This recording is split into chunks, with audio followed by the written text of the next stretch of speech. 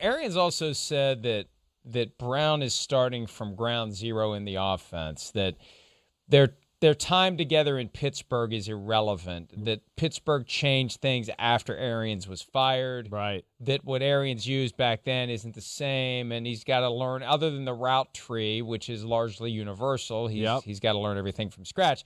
That someone suggested last night that maybe he doesn't. Scott Zolak is pushing the idea on 98.5, the Sports Hub in Boston, that Brady, and I've heard bits and pieces of this, got together with Antonio Brown Super Bowl week, and Zolak said that Brady talked to Antonio Brown and told him he wasn't going to be back with the Patriots most likely, but stay ready. He would get him signed wherever Brady ended up signing.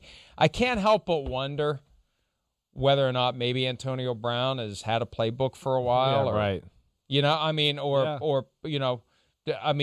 Maybe he was at one of those sessions in the summer that we just assumed was all Buccaneers players. I mean, unless someone's at ground level taking photos of everyone there, how do you know Antonio Brown's not one of the guys? Seriously. So I think that Brady's smart enough to know that if you want to get the most out of this guy right out of the gates, there's some preparation work you need to do. And would it stun anyone if we found out that Brady and Brown found a way to get connected before this even happened? No, it would not. It would not stun me. I mean, I wouldn't be shocked if maybe 2 months ago he, like you said, a little small playbook or a printout packet of, hey, here's formations and all the basic routes, whatever that is.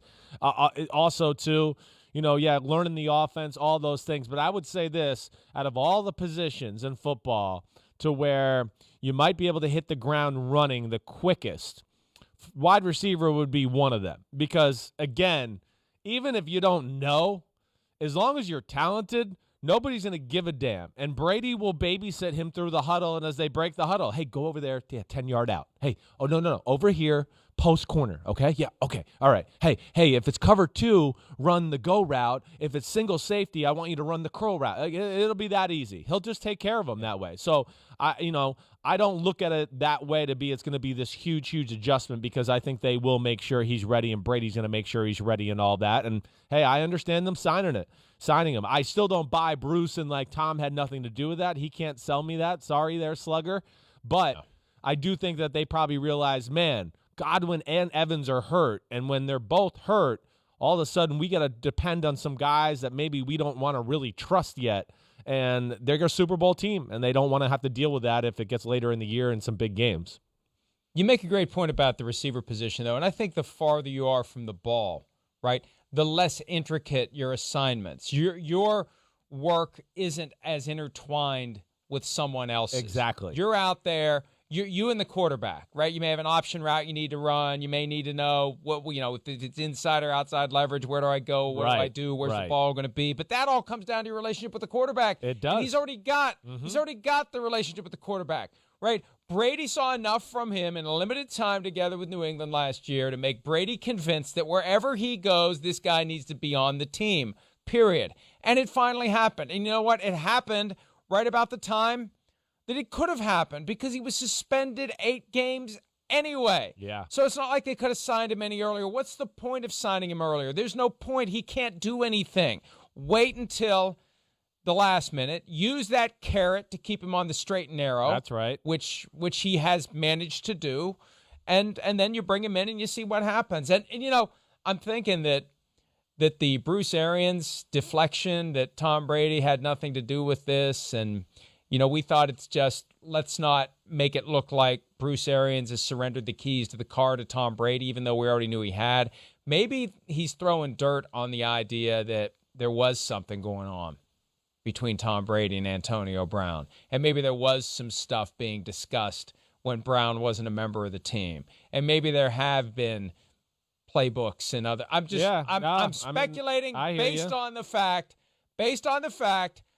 that it seems like the Buccaneers have said the hell with whatever they could catch us doing. And Gronk had the playbook in the offseason, as we know, with that. Oh, no, I was just joking. Oh, just joking. I've had that playbook for weeks. So you weren't supposed to have it. Oh, I'm just joking. Sorry. Yeah, no. Okay, sure there. Yeah.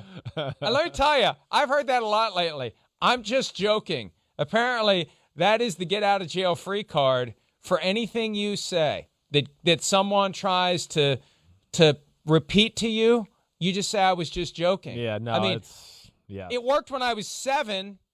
I didn't think it was something adults used as well, but apparently I was just joking is a very effective tool. So anytime let me just say this now, just as a blanket moving forward, anything objectionable that I may say, any bad take I may have, any bad prognostication I may proffer, I was just joking. Yeah.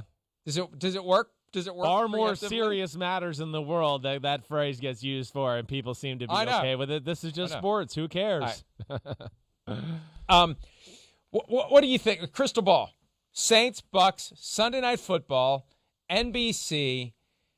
Over under on number of plays Antonio Brown is on the field for. Okay, I'm going to say set that line somewhere. Like, I think a fair line would be to set it at like 15, 20 plays maybe, somewhere in there.